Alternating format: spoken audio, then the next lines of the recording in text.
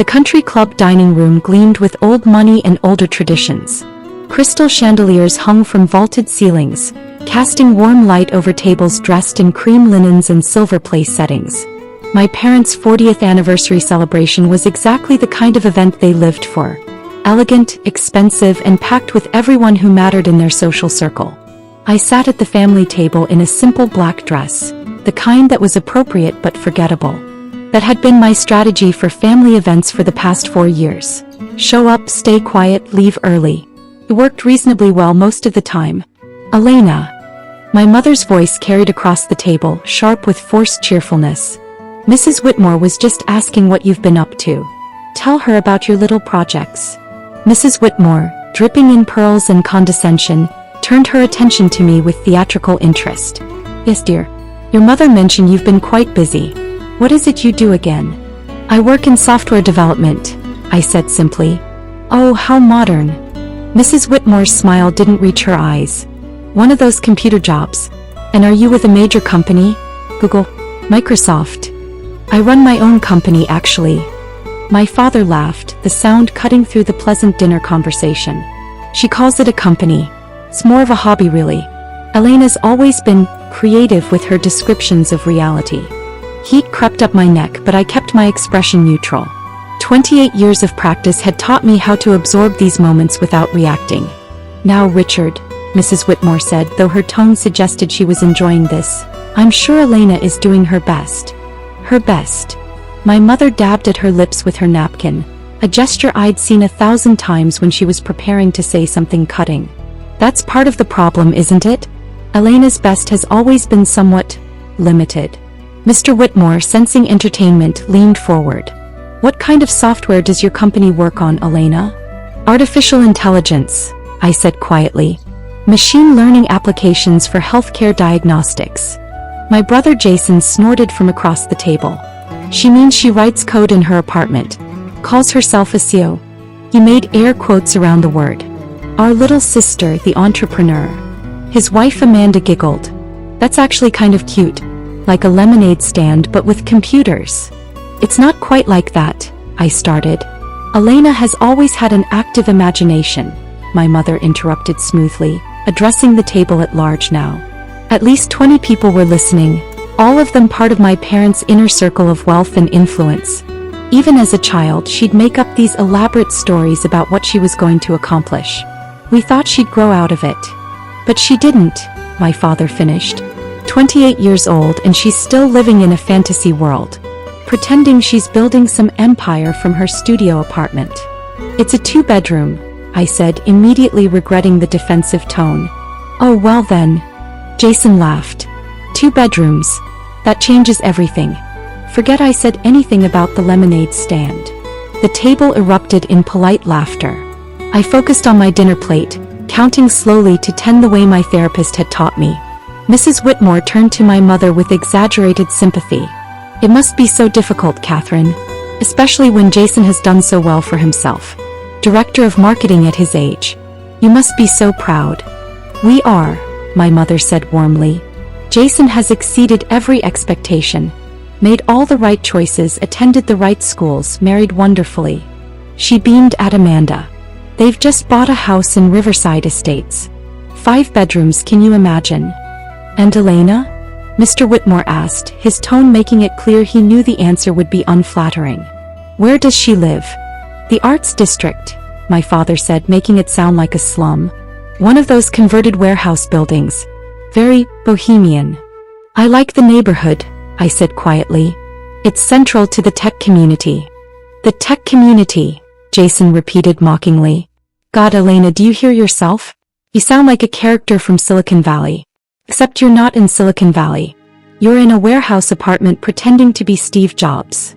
Jason, don't be cruel, my mother said, but there was no real reproach in her voice. Your sister is doing her best.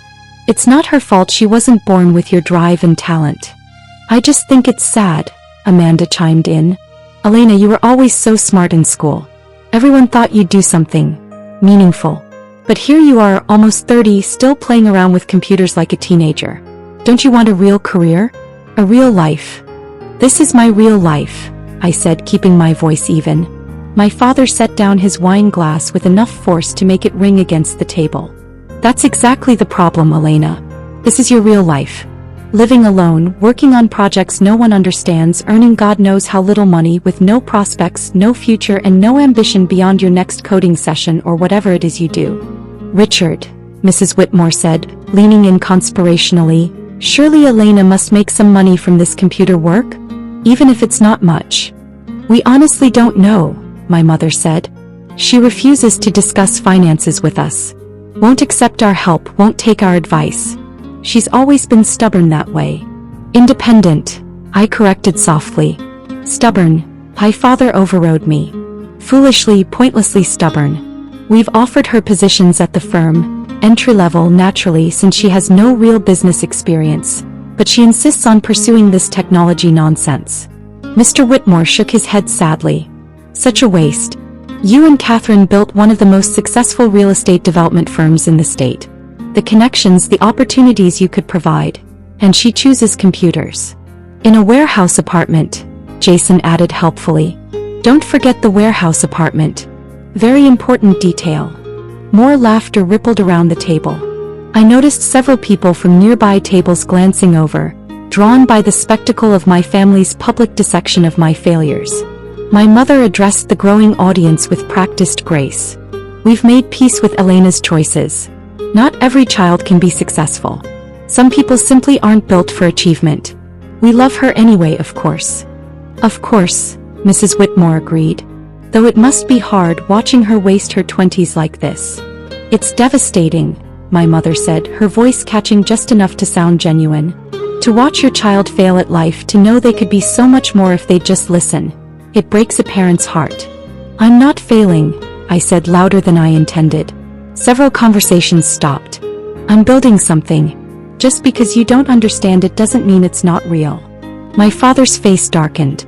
Don't raise your voice at this table, Elena. We're celebrating our anniversary with friends and family. If you can't be pleasant, you can leave.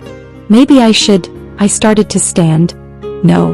My mother grabbed my wrist, her fingers tight. You'll stay and you'll be gracious. This is our day and you will not ruin it with one of your dramatic exits. Sit down. I sat. 28 years old and I still couldn't quite defy my mother's direct commands. The problem, my father said, addressing the table again now that order was restored, is that Elena has never understood her limitations. We've tried to help her see reality, but she's convinced herself that she's some sort of genius entrepreneur. It would be funny if it weren't so sad. She couldn't succeed if she tried, he continued, warming to his theme. Several more people from nearby tables were openly listening now. She's just not built for it. Some people have what it takes. The drive, the intelligence, the social skills necessary for real success. Others. He gestured at me with his wine glass. Others play with computers and call it a career. My mother nodded along, her expression one of resigned disappointment. Such wasted potential. She could have been something. Could have had a real life. Instead, she's thrown it all away on this technology fantasy. Has she even made any money from this? Amanda asked. Like actual money? If she has, she's kept it very quiet, Jason said. Which tells you everything you need to know. If Elena had actually succeeded at anything, trust me, we'd hear about it. She'd make sure everyone knew. That's not fair, I said quietly. I don't broadcast my work because I prefer privacy. Privacy, my father scoffed. That's what failures call it when they have nothing to show for themselves. Privacy. Elena, successful people don't hide their success. They're proud of it. The fact that you've told us nothing about your supposed company in 4 years speaks volumes. Mrs. Whitmore patted my hand with false sympathy. Dear, there's no shame in not being as successful as your brother. Not everyone can be exceptional. Some people are just ordinary.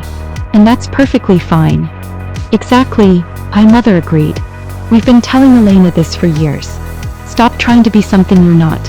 Accept your limitations. Maybe find a nice entry-level position somewhere, meet a nice man, settle into a normal life. There's no shame in being average.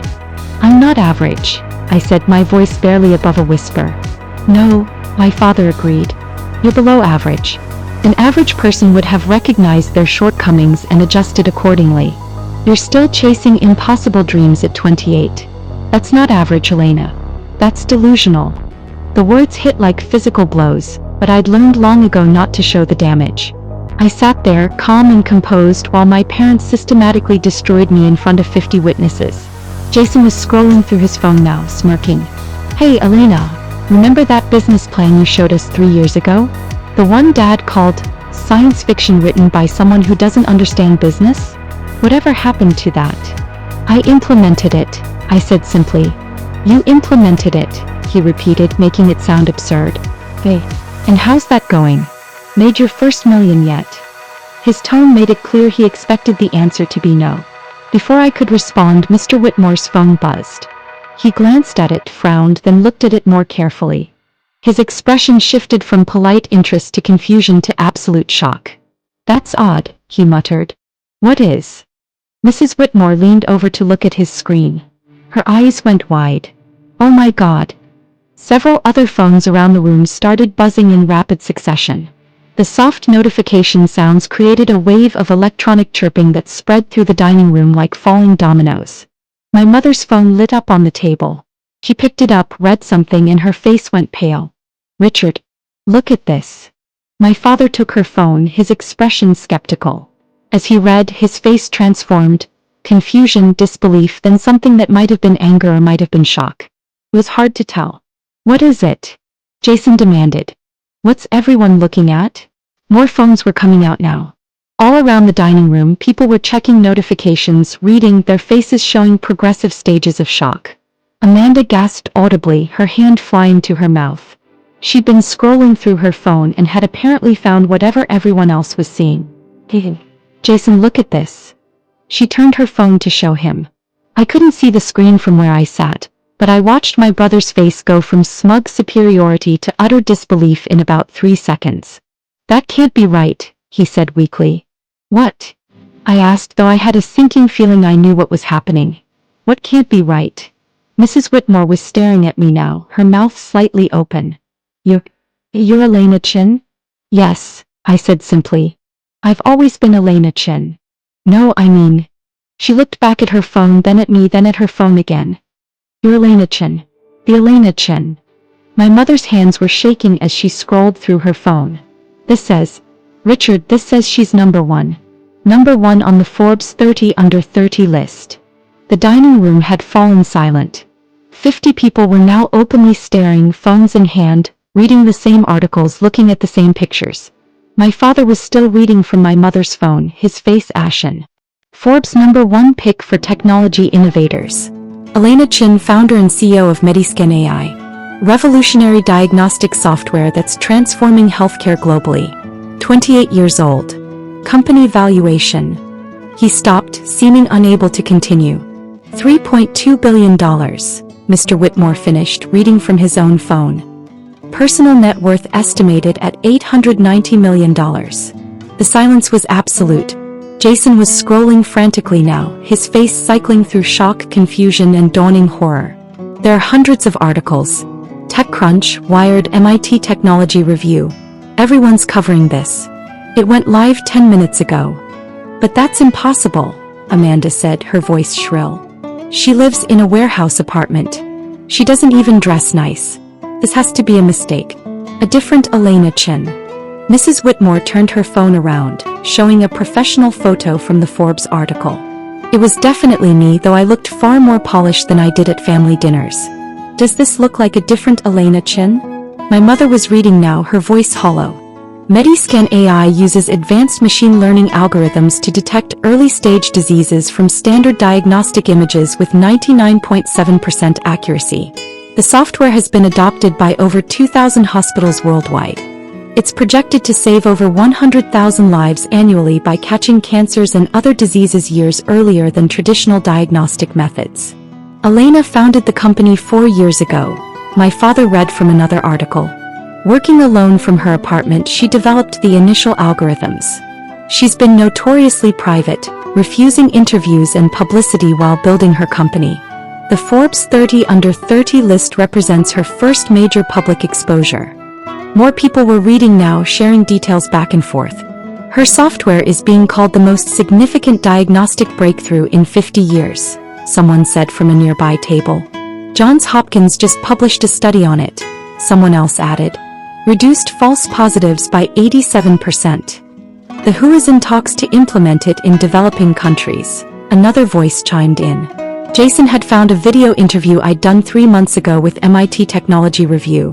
The only interview I'd agreed to, and only because they'd promised to keep it low profile until this month. He played it and my voice filled the dining room through his phone's speaker. The goal was never to make money, Video Me was saying. The goal was to save lives. Too many diseases are caught too late.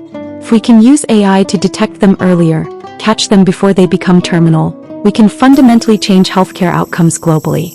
The business side was necessary to scale the technology, but the mission has always been patient outcomes. The interviewer's voice. Your software is now in hospitals across 6 continents. How does it feel to know you've created something that will save tens of thousands of lives? Humbling, Video Me replied. And like validation that 4 years of 18-hour days were worth it.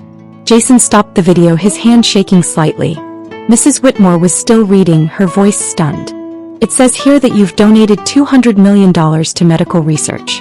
That you've established scholarships for 500 students from low-income backgrounds to study computer science and medicine. That you personally funded the installation of your software in 20 hospitals in underserved communities.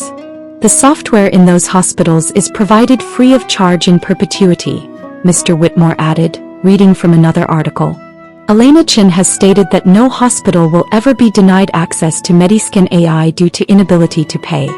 My mother was crying now, tears streaming down her carefully made-up face. You did all this, in 4 years, while we... She couldn't finish the sentence. My father was just staring at his phone, scrolling through article after article. His face had gone from red to white to gray. You're worth $890 million.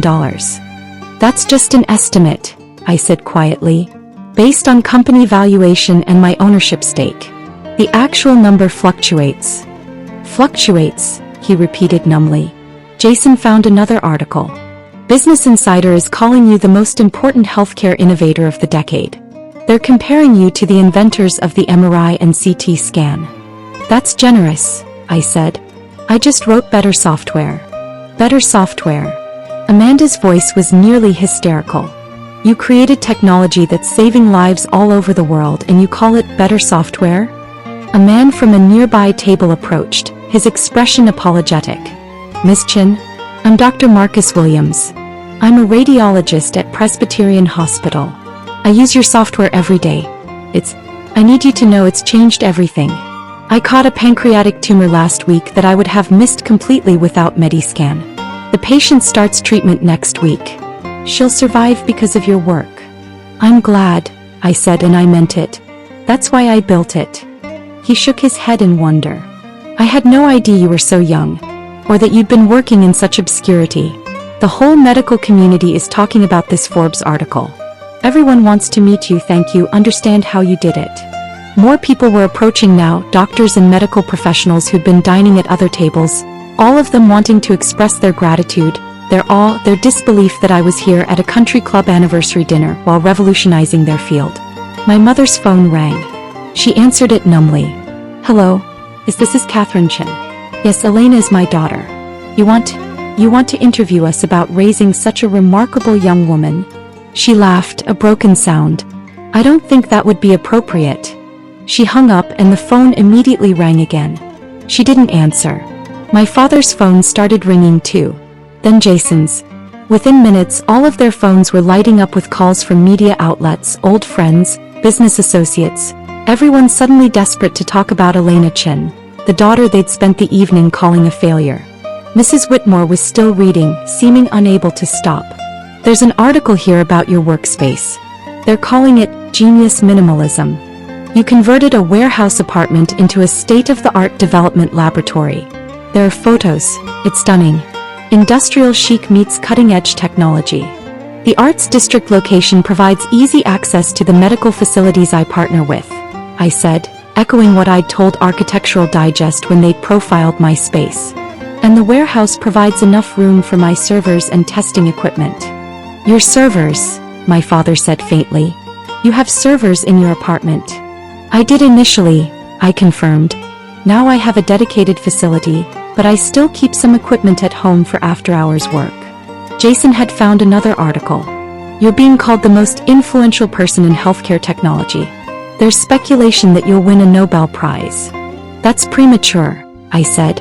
The software needs more long-term outcome data before you win a Nobel Prize, Jason finished, his voice hollow. That's what you're worried about. Whether you have enough data before you win a Nobel Prize. The absurdity of the situation was beginning to set in. An hour ago, these people had been mocking me, calling me delusional, telling me I couldn't succeed if I tried. Now they were reading about how I'd built a billion-dollar company that was saving lives around the world. Amanda was crying now too. We made fun of you. I called it a lemonade stand. Oh God, Elena, I'm so sorry. We had no idea, Mrs. Whitmore said, though her expression suggested she was already recalculating her social position relative to mine. If we'd known what you were working on, would it have mattered? I asked quietly. If I'd told you 4 years ago that I was developing AI diagnostic software, would you have believed me? Or would you have called it another one of my fantasy projects? No one answered. My mother reached for my hand. Elena, sweetheart, I don't know what to say. We've been so wrong about you. So incredibly, terribly wrong. I pulled my hand back gently. You weren't wrong about what you could see. You were wrong about what you assumed. You saw me working from home, living simply, staying private about my work. You assumed that meant I was failing. You never considered that maybe I was just focused. My father set down his phone, his hands shaking. 4 years. You've been building this for 4 years.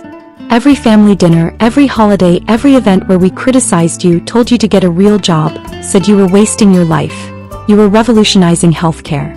Yes. Why didn't you tell us? I looked at him, really looked at him. At his expensive suit, his perfectly styled hair, his face that had spent the evening radiating smug superiority. When would have been the right time, Dad? At Thanksgiving 3 years ago when you told Uncle Mark I was unemployable? At your birthday last year when you said I'd never amount to anything? Today when you told 50 people that I couldn't succeed if I tried? He flinched. Jason was scrolling through his phone with increasing agitation. There's a video trending on Twitter. Someone recorded Dad's speech earlier. The part where he said you couldn't succeed if she tried. It's been shared 40,000 times in the past 20 minutes. Oh God, my mother whispered. People are not being kind in the comments, Jason continued. They're calling it the worst parental take of all time. They're memes. Someone created a gif of Dad saying she couldn't succeed, with your Forbes cover popping up at the end. My father's face had gone bright red now, anger mixing with humiliation. You could have stopped this. You could have told us, warned us. Warned you not to publicly humiliate your daughter? I asked calmly. That shouldn't require a warning, Dad. Mrs. Whitmore was trying to salvage the situation. Well, this is all wonderful news. Lena, we're so proud of you. We've always known you were special. Please don't, I said firmly. We both know that's not true. You've spent the evening calling me ordinary, telling me to accept my limitations, suggesting I find a nice entry-level job somewhere. You don't get to rewrite history now that you know my net worth. She opened her mouth, then closed it, unable to argue.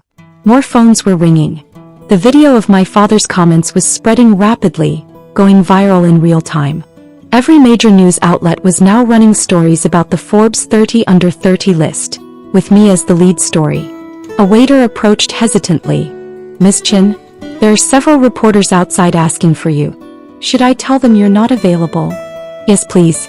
Thank you. He nodded and retreated, but not before I saw the admiration in his eyes. Even the staff had seen the articles. My mother was sobbing openly now, mascara running down her face. How can you be so calm? We've said such horrible things to you. Such cruel, ignorant things. Because you've been saying them for 4 years, I replied simply. I'm used to it. I stopped letting it hurt me a long time ago. That's worse, she said. That's so much worse. You stopped caring what we thought because we treated you so badly. I didn't disagree. Dr. Williams approached again, phone in hand. Miss Chin, I hope I'm not intruding, but I just spoke with the head of radiology at Massachusetts General. They're using your software and they wanted me to pass along their gratitude. They're catching cancers 2 to 3 years earlier than they were before Mediscan. The patient outcomes have been extraordinary. I'm so glad to hear that, I said genuinely. That's exactly what I hoped would happen. I also wanted to apologize, he said, glancing at my family. I couldn't help but overhear some of the conversation earlier, before the Forbes article dropped. I think everyone here owes you an apology. They owe me nothing, I said. They spoke what they believed to be true. They didn't know what I was actually accomplishing because I chose not to tell them. That was my decision. Why? Jason asked suddenly. Why didn't you tell us? Really? I looked at my brother, at his expensive suit and his smug expression that was finally cracking. Because I needed to know who you all really were. Who you were when you thought I had nothing to offer you. When you thought I was a failure with no prospects and no future. And now I know. What do you know? My mother asked, her voice barely a whisper. That your love is conditional, I said simply. That your respect has to be earned through success that you can understand and quantify. That I'm only valuable to you when I'm worth $890 million and featured on Forbes covers. That's not fair, my father said, but his voice lacked conviction. Isn't it? I gestured around the room. An hour ago you were telling everyone I was delusional. A failure. Someone who couldn't succeed if I tried. Now you're crying and apologizing and trying to claim you always believed in me. The only thing that changed is your knowledge of my net worth. Amanda found another article. CNN is running a segment called The Warehouse Billionaire. They're talking about how you revolutionized healthcare while living in obscurity. People are calling it the greatest underdog story in modern business. I was never an underdog, I said. I knew what I was building. I knew its value. Just because other people didn't see it doesn't mean I didn't. The country club manager approached, looking flustered. Mr. and Mrs. Chin, I apologize, but we have a situation. There are approximately 30 reporters outside now. They're asking for Ms. Chin. We're trying to keep them from entering, but... I'll leave, I said, standing. I don't want to cause more disruption to your celebration. No. My mother grabbed my arm. Please, Elena. Stay. We can talk about this, work through this. Work through what? I asked gently. Mom, you spent the evening telling your friends that I was a failure, that I'd wasted my potential, that I couldn't succeed if I tried. Those words came from somewhere real. The Forbes article doesn't erase them. But we didn't know, she insisted. If we'd known what you were building, you would have treated me differently, I finished. That's exactly my point. Your treatment of me was based entirely on what you thought I could offer you. And now that you know I'm successful, you want to change the dynamic. But I don't. My father stood, his face a mix of shame and anger. What are you saying, Elena? That you're cutting us off? Your own family? I'm saying that I'm going to leave now. I'm going to go home to my warehouse apartment with my servers and my development equipment. I'm going to continue working on the next generation of Mediscan, which will detect neurological diseases even earlier. And I'm going to think very carefully about what role, if any, this family plays in my life going forward. You can't mean that, Jason said. We're your family. You're people who share my DNA, I corrected. Family is supposed to support you, believe in you, give you the benefit of the doubt. You've done none of those things for 4 years. You've mocked me, dismissed me, and publicly humiliated me repeatedly. The Forbes article doesn't change what you've done. It just makes you regret it. Mrs. Whitmore tried once more. Elena, surely you can forgive a few thoughtless comments. Your parents love you. Do they? I looked at my mother, at my father, at their faces showing shock and shame and desperate calculation. Because from where I stand it looks like they love my net worth. They love the idea of telling their friends their daughter is on the Forbes 30 under 30 list. They love the status I can bring them now. But me, the person I actually am, I don't think they've ever loved that. My mother's sobbing intensified, but I felt oddly calm. 4 years of hurt and dismissal had built up a protective shield that even their tears couldn't penetrate. I pulled out my phone and sent a quick text to my security team. They'd been on standby since the Forbes article dropped, knowing this might happen. My car will be here in 2 minutes, I said. Security will help me through the reporters. I'd appreciate it if you'd all give me some space for the next few weeks while I figure out what I want to do about this situation. Elena, please, my father started. I need to go, I said firmly. Congratulations on 40 years of marriage. I hope you have many more. I walked toward the exit and the entire dining room watched me go. 50 people who'd spent the evening watching my parents tear me apart, now watching me walk away from them with quiet dignity. As I reached the door, Dr. Williams caught up to me. "Miss Chen, one more thing. My daughter is studying computer science at State University. She wants to work in medical technology. Would it be possible? Could she perhaps reach out to you for mentorship or advice?" I smiled, the first genuine smile I'd managed all evening. "Have her email me through the company website. I make time for students who are serious about using technology to help people." "Thank you," he said, his voice full of emotion. "Thank you for everything you're doing. You're changing the world." Outside, my security team was waiting. They formed a protective barrier as reporters shouted questions. "Miss Chen, how does it feel to be #1 on the Forbes list? Elena, can you comment on the video of your father's statements? Is it true you developed Mediscan entirely alone?" I didn't answer any of them, just walked calmly to my car. A Tesla Model X, practical and efficient. Not a billionaire's typical choice, but I'd never cared about typical. As we pulled away, I looked back at the country club. Through the windows, I could see my family still sitting at that table, surrounded by people whose opinions they valued more than their daughter's well-being. My phone was exploding with notifications. Interview requests from every major media outlet. Speaking invitations from conferences and universities. Messages from colleagues and competitors, investors and advisors, all of them wanting to congratulate me or attach themselves to my sudden public success. One text stood out from Dr. Rachel Martinez at Johns Hopkins, one of the researchers who'd helped validate my software. "Saw the Forbes article. Congratulations on finally getting the recognition you deserve. Also saw the video of your father. I'm so sorry. You deserve better. If you need anything, call me." I typed back, "Thank you. Okay. Just ready for this day to be over." Her response came immediately. "Want to grab coffee tomorrow and talk about the next phase of the neural detection algorithms? Work is always a good distraction." I smiled. "Yes. That sounds perfect." Because that was the thing, the work was real. The lives being saved were real. The hospitals using my software, the patients being diagnosed earlier, the families who'd get more years with their loved ones because a tumor was caught in time.